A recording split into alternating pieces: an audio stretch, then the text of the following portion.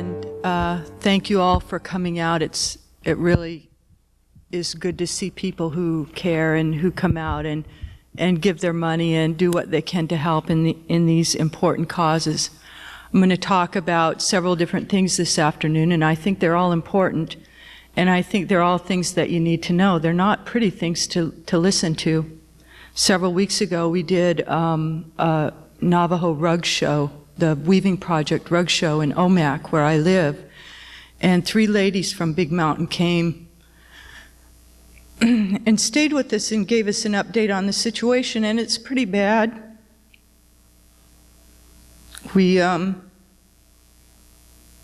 understand that it's bad everywhere, but for Native people, it's a reality that happens. It's a reality that we live with. When we go in our houses at night, there's one way to go in. That means there's one way to come out. We don't have a back door or a side door. And so when we get up in the morning, there's always a pile of shit in our doorway that we have to deal with when we go out. And I, as a Native woman, have to deal with it on many different levels. As a woman, and of course as a Native who's sensitive to all these issues and who knows about a lot of things, and a lot of times I just wish I was deaf and dumb and just couldn't understand a lot of this stuff because it guts you. It really does take an emotional toll on you, but I also have 3 children. And I'm really concerned about the legacy that we're leaving our children. And sitting around the campfire the other night, and we were talking about this pile of shit that's sitting on our doorstep every day. And I said, geez, I'm really thankful that all I'm dealing with is a pile of shit. Because Leonardo Viteri, who's traveling with the Chautauqua, his reality is much deeper, because when he walks out of his door every morning, he not only has to deal with a pile of shit, he also has to deal with blood. And that was a reality for Native people in this country decades ago. Don't get me wrong, you know, we haven't come that far. I mean, Judy Berry's an example of that, and she's not Native. So I'm glad that what I'm dealing with anyway is only a pile of shit. However, when it correlates out to what you people have to deal with, you see, we know what it's like to lose everything. We know what it's like to be culturally in tune with the earth. We know what it's like to live a lifestyle that is sustainable. And we talk about sustainable timber harvest, we talk about sustainable this, sustainable that, but you know what? You folks don't even have a clue. You are so removed, the white system doesn't have a clue as to what a sustainable lifestyle is. And there are a few, and I do mean a few Native people, who still understand and who still live in a sustainable lifestyle. And anthropologists and scientists all over the world want to look at Native cultures in a petri dish. They want to dig up our bones and number them and put them in little boxes and little jars where they can be neatly cataloged, but where they still won't have a clue what a sustainable lifestyle is. And my message to you is that if you want to survive, you better start looking at Native people. You better start doing everything you can, because we are an endangered species. And when we're gone, we're your canary. And when we're gone, you can kiss your butts goodbye, because you'll never learn it from a petri dish. And you'll never learn it from our bones of our ancestors. And so we are the ultimate indicator species. And before it's too late for you people, you better start looking at ways that you can preserve us, because we are truly an endangered species. And in this country, it's that big mountain. Those people down there live sustainable lifestyles, and in Hopi land, they live sustainable lifestyles. And because of Public Law 93531, they're no longer allowed. The attack caused by that federal government is aimed at the people who are the most traditional, who are have the most capability of living sustainable lifestyles. So you have to protect our land bases. You have to protect our responsibility. Native people do not have rights. We have responsibilities. We don't have a right to hunt and fish. We don't have a right to go out and gather roots and berries. We don't have a right to make our ceremonies. We don't have a right to live the life we want to live. We have a responsibility to the Creator and to this earth and everything the Creator gave us. It is our responsibility to do the ceremonies for the fish and for the birds and for the earth. So we don't consider it a right, we consider it a responsibility. Rights are excuse my expression, a white man's concept. So Native people are struggling everywhere. We have many things that are going on as well as Big Mountain, and we have many things that are going on as well as Big Mountain and remains back from the people where I'm specifically from. I'm a direct descendant of the Arrow Lakes, which is an area that covers 120-mile long lake from Revelstoke to Walla Walla, Washington. Our traditional territories went north and south. Also the Kootenay Lakes on one side and the Okanagan Lakes on the other. So we had a vast territory, and the environment there is beautiful. It's still pretty much in a pristine environment. When the Crown, who was in charge of Canada at the time, decided that they wanted that property, they started a tactic on Native people, and there were an estimated 100,000 Arrow Lakes in our original territory when they sent in the first germ warfare and smallpox blankets. And in the first wave, 50% died.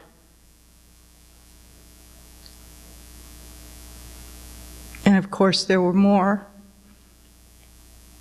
until the Canadian government decided that we were extinct, and we were declared extinct in 1956. In the meantime, they had moved the Doukhobors in, who were religiously persecuted in Russia, and they came in and set up systems based on religion, the Sons of Freedom. But they're very industrious people. They're hard workers, and they're very clannish, and they built these huge preserve factories and grew fruit and grew gardens and made all kinds of money. But they weren't paying taxes because it was under a religious organization. And so the governments came in and did the same thing to the Doukhobors that they did to the Indian people to get them out, in terms of taking their kids away and breaking up the camps and actually blowing up their jam factories and their different canning industries. So now the Doukhobors are supporting the return of the Native people in that area. Well, anyway, we were declared extinct, but we aren't. And several years ago, we found out that the Royal British Columbia Museum took 6 bodies from the Vallican site. The Vallican site is up near Winlaw, and now belongs to BC Heritage Trust, who wants to develop a recreation information center on our grave sites, and we now have a encampment there to protect that grave site. We spent 2 years developing what we needed to do to get the remains back from Royal British Columbia Museum, and we did. We got them back last September. We took them back to the area and we reburied them in a very simple ceremony. We were assured that, that the Royal British Columbia Museum was more than happy to do this, and they had every intention of returning the 800 and some remains that they have in their custody. And then I go out and start interviewing people in the community, and we start finding that bodies are popping up everywhere. And there are at least 2 more since we reburied those people that have surfaced, and now we have to go back and start that process all over. In a time when I need to be out doing my work, the things that I need to be doing, I'm having to deal with getting my ancestors' bones back, and it's not something that I want to do, it's not something that I enjoy doing, but it's something that the elder people came to me and said, this needs to be done, we need you to be a part of it, go do it. So it's an emotional drain, it's a tremendous strain to go out and work for 2 years for something and think that you're over it, and then all of a sudden these other remains pop up, and not only are they at Royal British Columbia Museum, but also at University of British Columbia, Simon Fraser University. I mean, they're at the Smithsonian in numbers that you would not believe. And so you see, we have a battle. I mean, we can't even be left alone to die, and we feel that our responsibility once we're dead is to return to the earth. And so again, white society has stepped in and diverted our responsibility because we can't return to the earth unless we're there to do it in the earth. So anyway, you know, it takes education. Education, a good base of knowledge, is what it takes for change. And here in this university, on this campus, I'm here to give this message, that until this system teaches the truth, there can be no change. Until you teach the truth to the natives, I have 3 children in the educational system.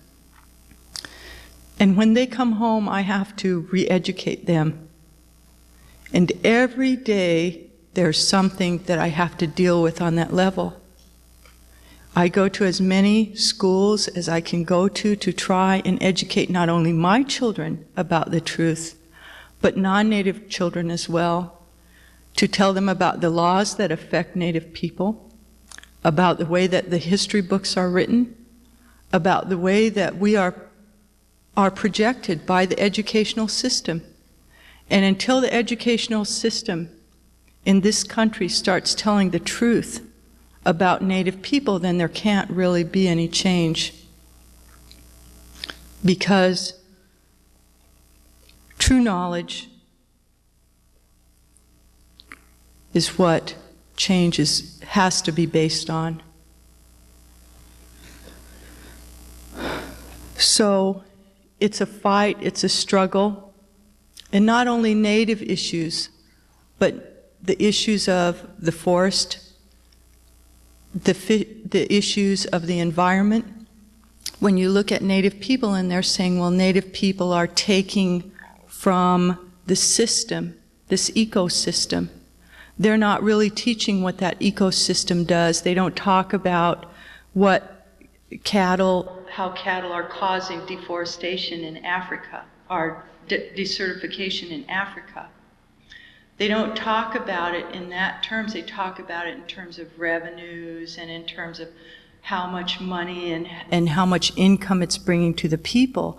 But they don't really project how this ecosystem, all these other animals, I mean, hundreds and thousands of these wild animals go through this land, and the land survives. And then they introduce one weird species like a domesticated cow, and the land dies, just the way the land died when the buffalo was gone. So there's many, many things that we must look at. And if you pay taxes, and I know we all do, one of the things I want to talk about in terms of U.S. Forest Service, I don't know how many people know this, but in 1989, the U.S. Forest Service spent $96 million of taxpayers' money to subsidize the timber industry, the big corporations that make lots of money. We spent $96 million building roads to give them access because the U.S. Forest Service thinks that's part of their responsibility. And right now, the U.S. Forest Service is asking for $2 billion of taxpayers' money to build 40,000 miles of new roads in the next decade. And we can't protect a system, we can't protect the land unless we're willing to stand up and say no. And stand up and say, before it's too late. The way that I look at Leonardo's people and what they're facing now is the same things that we faced decades ago as Native people. And I see what's happened culturally to us. And so I also say there's many ways to look at this. And a lot of times I say, you don't talk about what's happening in South Africa. If you don't deal with the Native people right here in this country in an honorable fashion and respect the Native people here, then you have no right to talk or point your finger anywhere else at Central America, at South America, at South Africa. It has to start here. And so there's lots of considerations. There's many ways that we can act. And so you have to take the one thing that burns up your heart, the one thing that makes it feel like you have a wash rag in your throat every time you get up and see the new day. You have to say, that's the thing that I'm going to commit my life to. Not 30 minutes, not $13 to buy a t-shirt, not 30 days, but a lifetime commitment, because that's the only way we're going to make change. I can't be out there working on Leonardo's issues. I can't be working on forest. I have to work on what I have to work on. So when you do it and you make that commitment and you make a lifetime commitment, you're not only doing it for you, you're doing it for me and everybody else, and we've got to quit flaking off because we're running out of time. That's all I have to say. And Leonardo doesn't talk about this, but one of the things that just made me so emotional today, we heard yesterday that one of the people that works in his organizations was killed. And so it goes on and on and on, and we're still dying. It's still happening. It's a reality for us that you people don't have to face every day, but we do, and we've got to get off of our asses and do something now. Thank you very much.